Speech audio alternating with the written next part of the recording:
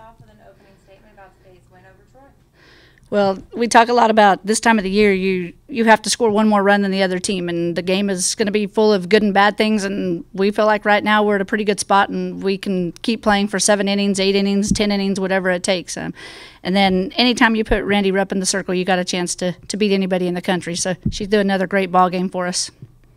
Randi, speaking of being in the circle, obviously you start off a little bit slow. You saw Troy being aggressive at the plate, but you were able to make adjustments and then settle down the rest of the game. How did you make those adjustments, and mentally kind of what were you thinking to yourself? Yeah, thankfully, I think as a pitcher, I do get better as the game goes on. And so didn't worry too much about the first inning, just focusing on keeping the ball low and hitting my spots.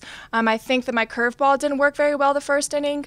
And at the end of the game, the curveball was my best pitch. And so just to keep focusing on keeping the ball low, spinning it, and letting the defense work. And I think defense did a great job behind me, making great plays. And I couldn't ask for anything better from them.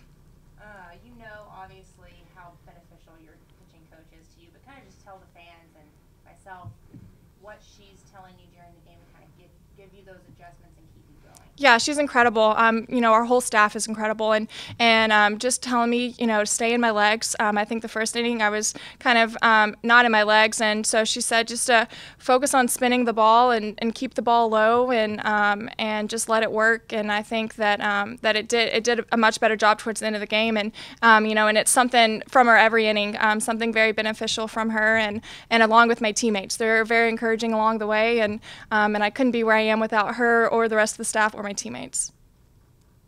When you weren't striking out the batters on Troy, your defense was picking you up pretty well. You talk a little bit about some of the plays that were made on some of those bunts, some of those sacrifice attempts by Troy that you guys really had to make some good plays for you. Yeah, absolutely. The defense did a great job. Ariel with 2 plays that were just phenomenal. She's a great player, and I'm so thankful she's my teammate. Tara making great plays at second base, and they were hitting the ball hard, and they made it look so easy out there. And like I said, I have one of the best teammates in the country, and that's very that's amazing, and I rely on them a lot, and they do an incredible job behind me.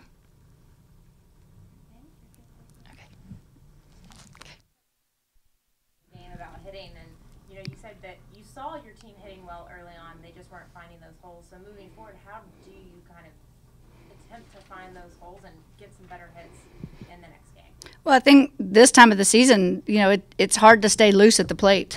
Sometimes you try to do too much, and so you start attacking pitches that you probably shouldn't attack. And so I think, for us to win ball games, we usually win ball games when we attack good pitches. And so I think that as the game went on, we did a better job of staying in the zone and making her throw pitches that we could hit hard.